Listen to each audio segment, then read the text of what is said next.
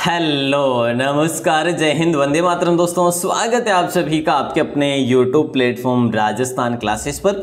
आइए दोस्तों, रफ्तार टेस्ट के माध्यम से पढ़ने वाले हैं भौतिक विज्ञान को। दोस्तों साइंस का ये मॉडल पेपर आपके एग्जाम के लिए बहुत ही महत्वपूर्ण होगा। अगर आप कर रहे हैं वन रक्षक, वनपाल, पटवार या फिर पीटीटी की तैयारी करें तो भैया ये क्लास बहुत ही इंपॉर्टेंट होगी। रफ्तार टेस्ट होगा दोस्तों, भौतिक विज्ञान होंगे और परीक्षा उपयोगी प्रश्न आने वाले हैं दोस्तों। और अगर ऐसे ही क्वेश्चन कुछ एक आध क्वेश्चन पूछा जाए तो भैया कैसा लगेगा हमें, हमारे लिए तो बड़ी खुशखबरी की बात होगी। आज का पहला क्वेश्चन दोस्तों, शुरुआत करेंगे पहले क्वेश्चन से और आज का पहला क्वेश्चन अपन इसे देखेंगे, है ना। निम्नलिखित में से कौन सा पदार्थ लेंस के लिए प्रयुक्त नहीं किया जा सकता। देखिए दोस्तों ये क्वेश्चन बहुत इंपॉर्टेंट है। पहला ही क्वेश्चन बड़े धमाके के साथ, इंपोर्टेंसी के साथ देखने वाले। आपसे निवेदन रहेगा कि भैया आप कहाँ तक बने रहते हैं, लास्ट तक बने रहना आपके लिए बहुत इंपॉर्टेंट है, क्योंकि ये सुपर टेस्ट करेंगे। यहाँ पे आपका टाइम वेस्ट नहीं किया जाएगा, ठीक है। निम्न में से कौन सा पदार्थ लेंस के लिए प्रयुक्त नहीं किया जा सकता, तो दोस्तों राइट आंसर हो जाएगा बी ऑप्शन, ठीक है। बी ऑप्शन को लॉक करेंगे। मिट्टी का प्रयोग नहीं किया जा सकता, बाकी सभी का किया जाता, प्लास्टिक, कांच, जल। नंबर 12 क्वेश्चन है, मतलब कि आज का दूसरा क्वेश्चन है। उत्तल लेंस की क्षमता होती है दोस्तों, उत्तल लेंस की क्षमता होती है, ऋणात्मक होती है, धनात्मक होती है, या फिर शून्य होती है, या फिर अन्य होती है। तो और भाई यार बहन का यहाँ पर भी राइट आंसर जाएगा। उत्तल लेंस की जो क्षमता होती है वो धनात्मक होती है दोस्तों। कैसी होती है? धनात्मक होती है। बोले सर ठीक है, याद रखना कि हाँ जी याद रखना है दोस्तों। लेंस की क्षमता का एसआई मात्रक जो होता है वो क्या होता है? Metre, metre two, metre square, या फिर डियोप्टर, या फिर जो है अन्य। देखिए दोस्तों इनमें से कोई दूसरा होगा। देखिए दोस्तों लेंस की क्षमता पर एसआई का जो मात्रक होता है वो होता है डियोप्टर, है ना। क्या हो जाएगा? डियोप्टर हो जाएगा। सी ऑप्शन लॉक हो जाएगा। ओके सर, लेंस की क्षमता का ऐसा ही मात्रक जो होता है दोस्तों वो हो जाएगा आपका डियोप्टर। और अगला क्वेश्चन है, पानी से भरी बाल्टी की गहराई कम दिखती, इसका कारण क्या है? दोस्तों पानी से भरी बाल्टी की गहराई कम दिखती है, इसका कारण जो है वो क्या है, ये आपको बताना है। तो राइट आंसर क्या होगा? पूर्ण आंतरिक परावर्तन होगा, अपवर्तन होगा, परावर्तन होगा, या इनमें से कोई नहीं। तो दोस्तों यहाँ पर भी आपका राइट आंसर हो जाएगा वो हो जाएगा अपवर्तन। क्या हो जाएगा? अपवर्तन हो जाएगा दोस्तों। चलिए आगे बढ़ते हैं, अगले क्वेश्चन को देखते हैं।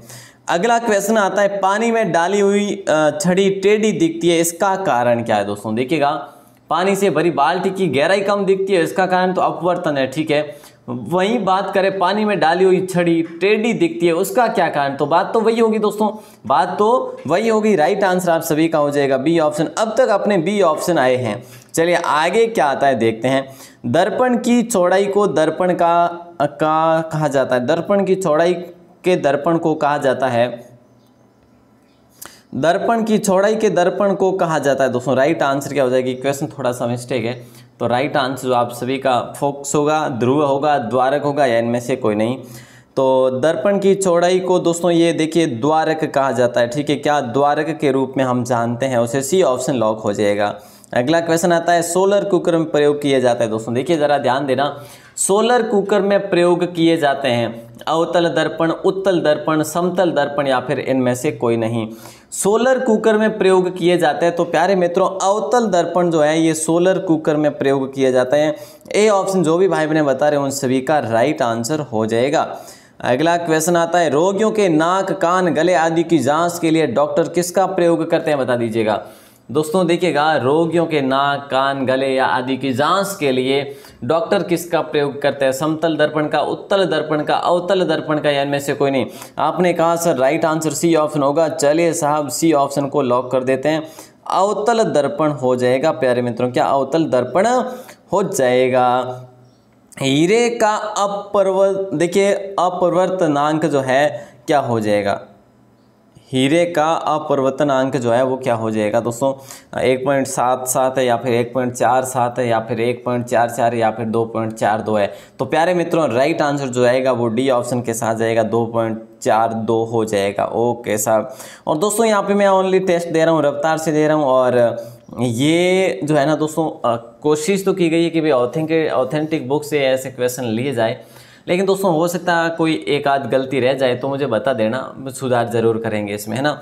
चलिए अगला क्वेश्चन है, मोटर गाड़ी के चालक के सामने लगा रहता है। मोटर गाड़ी जो होती है उसके चालक के सामने जो लगा रहता है अवतल दर्पण लगा रहता है या फिर समतल दर्पण या उत्तल दर्पण या फिर अन्य, तो यहाँ पे आपका सही उत्तर जो जाएगा उत्तल दर्पण के साथ जाएगा। क्या दोस्तों, उत्तल दर्पण के साथ जाएगा।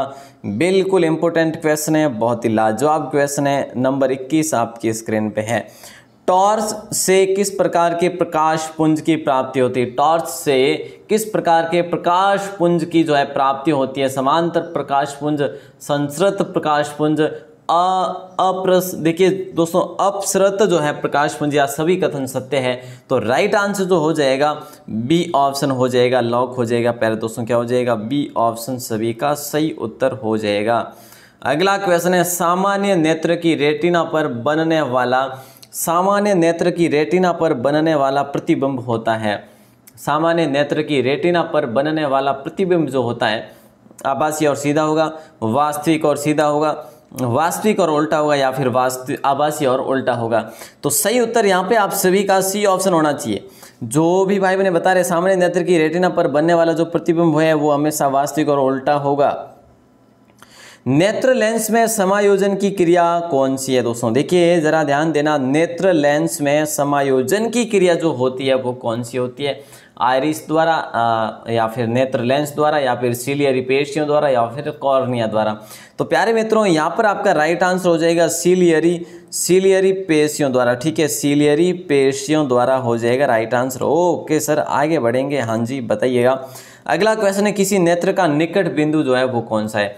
किसी नेत्र का निकट बिंदु जो है वो कौन सा है? देखिए 2.5 cm है, या फिर 25 cm है, या 2.5 mm है, या फिर 3 mm है। किसी नेत्र का निकट बिंदु जो है दोस्तों वो 25 cm हो जाएगा आपका राइट आंसर। ठीक है, बिल्कुल आगे बढ़ते हैं और अगले क्वेश्चन को देखते हैं। बी ऑप्शन सही उत्तर था इसका। आंख की पुतली किस प्रकार कार्य करती है? दोस्तों आंख की जो पुतली है ना, ये किस प्रकार कार्य करती है? परिवर्ती द्वारक की भांति कार्य करती है, या द्रक तंत्रिका की भांति कार्य करती है, या फिर पुतली की भांति, या फिर इनमें से कोई और होगा? तो प्यारे दोस्तों राइट आंसर होगा आपका ए ऑप्शन, परिवर्ती द्वारक की भांति कार्य करती है। ए ऑप्शन को लॉक करेंगे हर भाई हर बहन। अगला क्वेश्चन है, सामान्य मानव नेत्र का दूर बिंदु होता है? जल्दी से उत्तर दीजिएगा। सामान्य मानव नेत्र का दूर बिंदु जो होता है 25 सेमी पर होता है, या फिर अनंत का होता है, या फिर जो है 25 मिमी पर होता है, या फिर 25 देखिए मी पर होता है ओनली, है ना। तो देखिए दोस्तों यहाँ पर है कि सामान्य मानव नेत्र का दूर बिंदु जो होता है वो होता है आप सभी का बी ऑप्शन, अनंत पर होता है। ठीक है, चलिए अगला क्वेश्चन आ जाएगा। सिनेमा के पर्दे पर किस प्रकार का जो है प्रतिबिंब बनता है? दोस्तों जो क्वेश्चन 26 नंबर पूछा, इनमें से जो 25 mm है, मिमी है, जैसे 25 सेमी है, तो उससे भी और ज़्यादा ही होता है वैसे, है ना, कम नहीं होगा, मतलब कि अनंत देख लिया। तो देखिए 27 है, सिनेमा के पर्दे पर किस प्रकार का प्रतिबिंब बनता है? आभासी प्रतिबिंब नहीं बनता दोस्तों, वास्तविक प्रतिबिंब बनता है। सिनेमा के पर्दे पर किस प्रकार का? वास्तविक प्रतिबिंब बनता है। राइट आंसर हो जाएगा। अगला क्वेश्चन है, कौन सा रंग है जिसका खतरे के सिग्नल में उपयोग किया जाता है? अरे भाई साहब, इससे आसान और क्या हो जाएगा। कौन सा रंग जो होता है वो खतरे के डेंजर के रूप में जो है उपयोग लिया जाता है कि भाई यहाँ पर खतरा है। राइट आंसर हो जाएगा, जहाँ पर लाल रंग होगा वहाँ पर खतरा होगा, है ना। चलिए साहब आगे बढ़ते हैं, अगले क्वेश्चन को देखते हैं। किलोवाट घंटा मात्रक है दोस्तों, किलोवाट घंटा मात्रक है। राइट आंसर आवेश का, विद्युत होगा, ऊर्जा का, या फिर विभवांतर विद्युत का, या फिर शक्ति का। सर रेड कलर तो इस क्वेश्चन में भी है सर, ये भी खतरे का है क्या माध्यम? हाँ जी हो सकता है, अगर नहीं पढ़े तो ये भी खतरा ही है कि नहीं? पढ़ेंगे तो खतरा नहीं है भैया, और नहीं पढ़ेंगे तो खतरा ही खतरा है कि नहीं। चलिए तो राइट आंसर यहाँ पे ऊर्जा हो जाएगा दोस्तों। क्या हो जाएगा? ऊर्जा हो जाएगा। आज ऑप्शन के साथ मत जाना दोस्तों, है ना, कि सर आज तो बी और सी ही आ रहे हैं, सर आज तो बी आ रहे ज़्यादा या फिर सी आ रहे हैं, ऐसा ना करना। ठीक है, हमें क्वेश्चन और उसके आंसर की ज़रूरत होती है, बाकी किसी की नहीं, ठीक है ना। विद्युत बल्ब का फिलामेंट जो होता है दोस्तों, तांबे का होता है, प्लेटिनम का होता है, टंगस्टन का होता है, या फिर इनमें से कोई नहीं। तो ये तो आसान है, कई बार मैं आपको करवा चुका हूँ। विद्युत बल्ब का जो फिलामेंट होता है वो टंगस्टन का होता है। किसका होता है? टंगस्टन का होता है, और टंगस्टन सर्वाधिक नागौर में होता है अपने यहाँ पे, ठीक है ना। और अगला क्वेश्चन है आपके स्क्रीन पे, प्रतिरोधकता का मात्रक जो है प्यारे दोस्तों क्या हो जाएगा? राइट आंसर प्रतिरोधकता का मात्रक जो है ओम मीटर है, और देखिए ओम मीटर है, या फिर दोनों सेम ही आ गए यहाँ पे, तो है ना।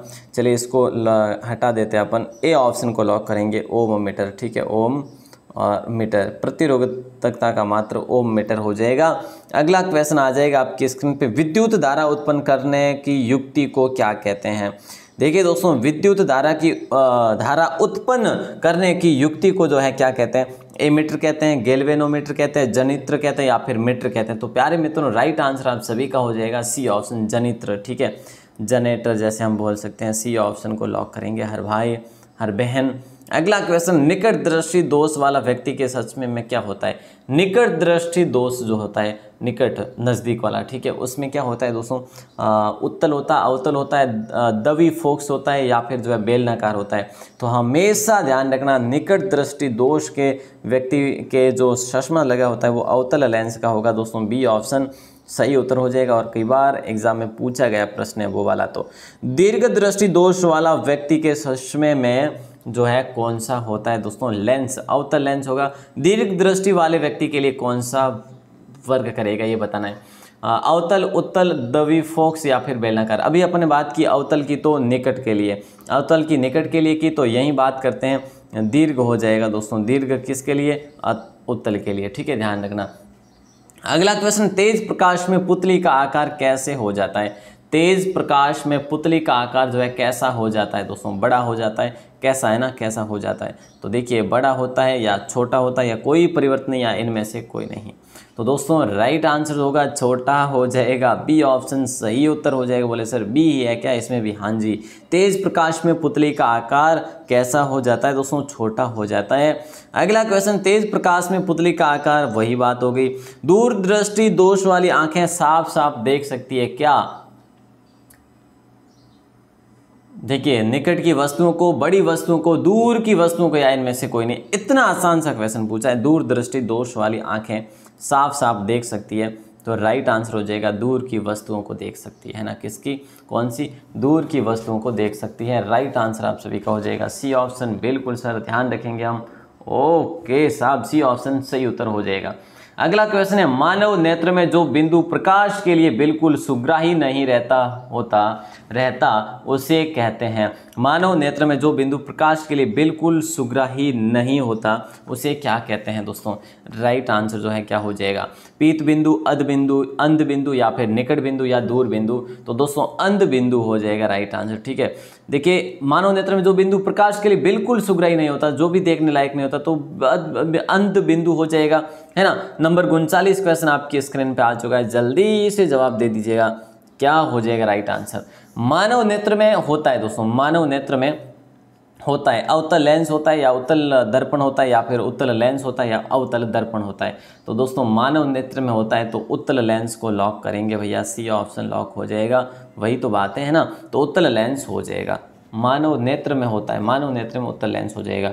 अच्छा दोस्तों, उदय और अस्त होते समय जो है सूर्य दिखाई देता है कैसा, और क्या कारण है इसका दोस्तों। कारण क्या है, बोले सर कारण तो प्रकीर्णन है। हाँ जी, प्रकीर्णन इसका मुख्य कारण है दोस्तों। और उदय और अस्त होते समय सूर्य लाल दिखाई देना, कैसा देता है, लाल दिखाई देता है। और लाल दिखाई क्यों देता है, क्योंकि प्रकीर्णन के कारण दोस्तों, फैलाव, किरणों के फैलाव के कारण। ठीक है, फैलना, प्रकीर्णन का मतलब फैलना होता है और किरणों के फैलाव के कारण जो है ये लाल दिखाई देता है। अगला क्वेश्चन नंबर 41 है, जल्दी से उत्तर दीजिएगा। बहुत बढ़िया, मैं तो कहता हूँ लास्ट तक बने रहिएगा प्यारे दोस्तों। 41 का राइट आंसर क्या हो जाएगा, वास्तविक सूर्यास्त और आभासी सूर्यास्त के बीच लगभग कितने समय का अंतर होता है। अरे वाह, क्या क्वेश्चन पूछा है भाई साहब। देखिए, वास्तविक सूर्यास्त और आभासी सूर्यास्त के बीच में लगभग कितने समय का अंतर होता है, तो भैया 2 मिनट का समय होता है। ए ऑप्शन लॉक हो जाएगा आप सभी का। ओके सर, अब तो ए तो आया, ए वैसे बीच में काफी बार है, ऐसा ना को, है ना। अगला नंबर क्वेश्चन है, देखिए 42, इंद्रधनुष किस प्रकार का स्पेक्ट्रम है दोस्तों। इंद्रधनुष जो है किस प्रकार का स्पेक्ट्रम है, प्राकृतिक स्पेक्ट्रम या फिर कृत्रिम स्पेक्ट्रम या फिर कृत्रिम और प्राकृतिक दोनों सम्मिलित या फिर सभी कथन सत्य हैं। तो दोस्तों राइट आंसर आपका केवल और केवल एक ही होगा। समझने वाली बात है, ए दोनों तो होंगे ही नहीं, इसका मतलब ये अगर डी ऑप्शन दिया है तो ऐसा, तो ए ऑप्शन को लॉक करेंगे, प्राकृतिक स्पेक्ट्रम हो जाएगा प्यारे मित्रों। ओके सर, अत्यधिक ऊंचाई पर आकाश में वायुयान से सफर करने पर आकाश का रंग कैसा दिखाई देता है, इसका राइट आंसर क्या हो जाएगा। अत्यधिक ऊंचाई पर आकाश में वायु से सफर करने पर आकाश का रंग कैसा दिखाई देता है, तो दोस्तों वो तो आप सभी को पता ही है कि भाई काला दिखाई देता है। ठीक है, कैसा काला दिखाई देता है। अगला क्वेश्चन आपकी स्क्रीन पे, किसी वस्तु का प्रतिबिंब आंख के जिस भाग पर पड़ता है वह जो है क्या हो जाएगा दोस्तों, किसी वस्तु का प्रतिबिंब आंख के जिस भाग पर पड़ता है वह जो है कॉर्निया होगा, रेटिना होगा, आइरिस होगा या पुतली होगा। प्यारे साथियों, राइट आंसर आप सभी का होना चाहिए, क्या होगा जल्दी बताना। बोले सर रेटिना होगा, चलो रेटिना को कर लेते हैं, रेटिना होगा। सर इसमें भी बी ही है क्या? हाँ जी, इसमें भी बी ही है। किसी वस्तु का प्रतिबिंब आंख के जिस भाग पर पड़ता है, राइट आंसर बी ऑप्शन। और काफ़ी भाई बहन ये भी लिखेंगे सर बी का जो सर का बी फेवरेट है। अरे साहब ऐसा भी कुछ नहीं है, लेकिन ये जो है आज जानबूझ के किया गया है। नंबर 45, चुंबकीय क्षेत्र का मात्रक होता है दोस्तों। चुंबकीय क्षेत्र का जो है मात्रक होता है वो क्या होता है? न्यूटन, टेस्ला, एम्पियर या मीटर। चुंबकीय क्षेत्र का जो मात्रक होता है दोस्तों, यही तो आपसे पूछा जा रहा है। राइट आंसर जो होगा वो क्या हो जाएगा? बिल्कुल आसान है। आपने कहा सर इसमें टेस्ला होगा, ओके साहब टेस्ला हो गया इसका, तो ठीक है। लेकिन दोस्तों जब आपसे क्वेश्चन पूछे जाए, बहुत सारे क्वेश्चन और भी बन जाते हैं यहाँ पे कि भैया न्यूटन जो है ये किसका है? ये बल का है दोस्तों। किसका है? न्यूटन किसका है? बोले सर बल का है। अच्छा, और अगर पूछा जाए एम्पियर का तो बोले सर ये विद्युत धारा का है। अरे वाह, विद्युत धारा का है, ठीक है। और मीटर की बात करें ये लंबाई का है दोस्तों। मीटर किसका है? लंबाई का। तो ये चीज़ें भी ध्यान रख दो साथ साथ में, ठीक है। डायनेमो से किस प्रकार की धारा प्राप्त होती है दोस्तों? देखिए डायनेमो से किस प्रकार की धारा प्राप्त होती है, हमें राइट आंसर बता दीजिएगा जल्दी से। दिष्ट धारा, प्रत्यावर्ती धारा होगा, या फिर दोनों धाराएं होगी, या फिर इनमें से कोई नहीं होगा दोस्तों। 45 में बी ऑप्शन था, एम्पियर। वो अपना क्या नाम है इसका, ये था अपना टेस्ला था, ठीक है ना। नंबर 46 का राइट आंसर हो जाएगा आप सभी का दिष्ट धारा होगा। ए ऑप्शन यहाँ पर सही उत्तर हो जाएगा आपका। कौन सा ऑप्शन? ए ऑप्शन सही उत्तर हो जाएगा। व्यावसायिक मोटरों में किस प्रकार के चुंबक का उपयोग होता है दोस्तों? व्यावसायिक मोटरों में किस प्रकार के चुंबक का उपयोग होता है? स्थायी चुंबक, नाल चुंबक, विद्युत चुंबक या फिर सामान्य छड़ चुंबक। देखिए व्यावसायिक मोटरों में जिस प्रकार की चुंबकों का प्रयोग होता है वो आप सभी का राइट आंसर हो जाएगा विद्युत चुंबक। सी ऑप्शन को लॉक करेंगे हर भाई हर बहन। ओके सर, ध्यान रखना है कि हाँ जी ध्यान रखना है, सी ऑप्शन सही था, ठीक है। नंबर 48 क्वेश्चन है कि भी मानव के वे दो महत्वपूर्ण भाग कौन है जिसमें चुंबकीय क्षेत्र का उत्पन्न होना अनिवार्य है? मानव के वे दो महत्वपूर्ण भाग कौन से जिनमें चुंबकीय क्षेत्र का उत्पन्न होना अनिवार्य है? तो दोस्तों राइट आंसर हाथ और पैर नहीं होगा, मांसपेशियां और हृदय भी नहीं होगा, हृदय और मस्तिष्क होना जरूरी है। सी ऑप्शन सभी का सही उत्तर। देखिए मानव के दो महत्वपूर्ण भाग कौन से जिसमें चुंबकीय क्षेत्र का उत्पन्न होना अनिवार्य है? Very good, C option lock हो जाएगा। अगला क्वेश्चन आपकी स्क्रीन पे जल्दी से उत्तर दीजिएगा। विद्युत चुंबक बनाने के लिए प्राय किस पदार्थ के छड़ का उपयोग होता है दोस्तों? विद्युत चुंबक बनाने के लिए प्राय किस पदार्थ के छड़ का उपयोग होता है? तो आपने कहा सर राइट आंसर होगा सर इस्पात नहीं होगा सर, तो फिर पीतल भी नहीं होगा, नरम लोहा हो जाएगा। बी ऑप्शन सभी का सही उत्तर हो जाएगा प्यारे दोस्तों, ठीक है ना। हाँ सर ध्यान रखना है कि हाँ जी ध्यान रखना है। अगला क्वेश्चन आता है विद्युत चुंबकीय प्रेरण की खोज किसने की थी? विद्युत चुंबकीय प्रेरण की जो खोज की थी वो किसने की थी प्यारे दोस्तों? और राइट आंसर आप सभी को बताना है, जल्दी से बताना है, जल्दी से बताना है। देखिएगा राइट आंसर आप सभी का होगा मैक्सवेल, फ्लेमिंग, फेराड या एम्पियर। बोले सर सी ऑप्शन फेराड हो जाएगा। सी ऑप्शन को यहाँ पर आप सभी लॉक करेंगे प्यारे दोस्तों। 51 नंबर क्वेश्चन है, नाभिकीय ऊर्जा प्राप्त करने हेतु आवश्यक जो है क्या है? नाभिकीय ऊर्जा प्राप्त करने के लिए जो आवश्यक है वो क्या आवश्यक है दोस्तों? बोले सर क्रोमियम नहीं होगा, सिलिकॉन नहीं होगा, यूरेनियम होगा सर। ओके साहब, फिर यूरेनियम को लॉक करते हैं। नाभिकीय ऊर्जा प्राप्त करने हेतु यूरेनियम का प्रयोग किया जाता है। शारीरिक कार्यों को करने के लिए किस प्रकार की ऊर्जा का उपयोग किया जाता है? शारीरिक कार्यों को करने के लिए किस प्रकार की ऊर्जा का उपयोग किया जाता है? विद्युत ऊर्जा का, सौर ऊर्जा का, पेशीय ऊर्जा का या फिर रासायनिक ऊर्जा का? तो प्यारे मित्रों राइट आंसर जो होगा वो हो जाएगा सी ऑप्शन पेशीय ऊर्जा हो जाएगा। क्या हो जाएगा? पेशीय ऊर्जा हो जाएगा। यहाँ पर भी आपका सी ऑप्शन होगा, ठीक है सर ध्यान रखेंगे। हाँ जी ध्यान रखना है। अगला क्वेश्चन है ऊर्जा के सभी रूपों में अनंत स्रोत किसे माना जाता है? जल्दी से, ऊर्जा के सभी रूपों में अनंत स्रोत किसे माना जाता है? कोयला को, परमाणु को, जल को या सूर्य को। तो दोस्तों ऊर्जा के सभी रूप में जो अनंत स्रोत माना जाता है, वो भंडार वाला स्रोत माना जाता है, वो सूर्य को माना जाता है। राइट आंसर जाएगा डी ऑप्शन के साथ। Okay sir, D option lock कर देंगे। इनमें से कौन जो है नवीकरणीय जो ऊर्जा है वो कौन सी है? इनमें से नवीकरणीय जो ऊर्जा, कोयला है, प्राकृतिक गैस है, पेट्रोल है, सौर ऊर्जा है। देखिए दोस्तों, कोयला प्राचीन है, ठीक है, और ये भी नहीं है, ये भी नहीं है, सौर ऊर्जा हो जाएगा आपका राइट आंसर यहाँ पर, ठीक है। ओके सर, सौर ऊर्जा को लॉक करते हैं। पृथ्वी पर ऊर्जा का सबसे विशाल स्रोत कौन सा है दोस्तों, ये बता दीजिएगा आप। तो ऊर्जा का सबसे विशाल स्रोत कौन सा है, वही तो बात होगी ना कि भाई जो अभी अपने बात की है कि ऊर्जा के सभी रूप में अनंत स्रोत किसे माना जाता है कि सूर्य को। तो यहाँ पर भी सूर्य ही होगा प्यारे मित्रों। क्या हो जाएगा? ए ऑप्शन लॉक हो जाएगा। डेनमार्क को क्या कहा जाता है दोस्तों? डेनमार्क को क्या कहा जाता है? उद्योगों का देश, जल विद्युत का देश, पवनों का देश या फिर खनिज पदार्थों का देश? यहाँ पे ये एक इम्पोर्टेंट क्वेश्चन बनता है दोस्तों, अगर हो सके तो ज़रूर से ज़रूर इसको नोट करिएगा। पवनों का देश जो है डेनमार्क को कहा जाता है, डेनमार्क को पवनों का देश कहा जाता है। अगला क्वेश्चन आपके स्क्रीन पे दे रहा हूं, जल्दी से जवाब देना है प्यारे दोस्तों। और ये क्वेश्चन आपसे यूं पूछा जा रहा है, सौर सेल बनाने के लिए किस धातु का उपयोग किया जाता है? सौर सेल बनाने के लिए किस धातु का उपयोग किया जाता है? तो स्टील, सिलिकॉन, अब्रक या शीशा? आपने कहा सर राइट आंसर होगा सिलिकॉन। तो चलो सिलिकॉन को लॉक करते हैं प्यारे दोस्तों। अगला क्वेश्चन ये रहा आपकी स्क्रीन पे, जल्दी से उत्तर कमेंट सेक्शन में बताइए कि भाई जो सौर सेल और सौर ऊर्जा को किस ऊर्जा में रूपांतरित करते हैं? सौर सेल जो है ये सौर ऊर्जा को किस ऊर्जा में रूपांतरित करते हैं? विद्युत ऊर्जा में, गतिज ऊर्जा में, यांत्रिक में या ताप में? तो प्यारे मित्रों राइट आंसर जाएगा विद्युत ऊर्जा में। किसमें? विद्युत ऊर्जा में परिवर्तित कर लेते हैं भैया। और अगला क्वेश्चन 59 आपकी स्क्रीन पे, निम्न में से किसका उपयोग खाना बनाने वाले ईंधन के रूप में नहीं किया जाता? क्वेश्चन को ध्यान से पढ़ लेना, नहीं किया जाता मतलब कि नहीं किया जाता, ठीक है। तो एलपीजी का तो उपयोग किया ही जाता है, बोले सर हाँ। बायोगैस का भी किया जाता है, कोयले का भी, सीएनजी गैस का नहीं किया जाता भाई साहब। और लास्ट क्वेश्चन है दोस्तों आज का 50वां क्वेश्चन। आज अपने ज़्यादा नहीं 22 मिनट हुए ओनली, कितने? 22 मिनट हुए अपने। 22 मिनट में 50 क्वेश्चन पढ़े। उम्मीद है दोस्तों सुपर फास्ट ही पढ़े हैं, ज़्यादा टाइम वेस्ट नहीं किया आपका, है ना। चलिए तो दोस्तों क्लास तो बड़ी अच्छी लगी ही होगी आपको, ये इसमें कोई है ना शक वाली बात है नहीं। तो लाइक वाइक जरूर दे दियो, है ना। और ये क्वेश्चन है दोस्तों 60 नंबर, इसका आंसर भी मैं आपको बता देता हूँ। प्रकाश संश्लेषी जो है ये अंग के इनमें से कौन है? स्टोमाटा है, जड़ है, हरित लवक है या फिर पत्ती है? तो दोस्तों इसमें मैं आपको सही उत्तर बता ही देता हूँ, हरित लवक है। लास्ट क्वेश्चन मैं आपको दे रहा हूँ, इसका आंसर आपको बाहर आके कमेंट सेक्शन में देना है। कार्य का जो मात्रक है वो क्या है? कार्य का मात्रक दोस्तों क्या है? मैं बताता हूँ, कार्य और ऊर्जा का, ठीक है। कार्य व ऊर्जा का मात्रक जो है ना वो क्या है दोस्तों, ये आपको बताना है बाहर आके कमेंट सेक्शन में। और बाकी जो है ना, बाकी क्या है कैसे है ये भी अगर पता हो तो ज़रूर बताना, क्योंकि अभी अभी मैंने बताया है। तो चलिए दोस्तों, आप सभी का दिल से धन्यवाद। लाइक वाइक ज़रूर कर लेना और बिल्कुल सहयोग बनाए रखो साहब, शेयर वेयर किया करो।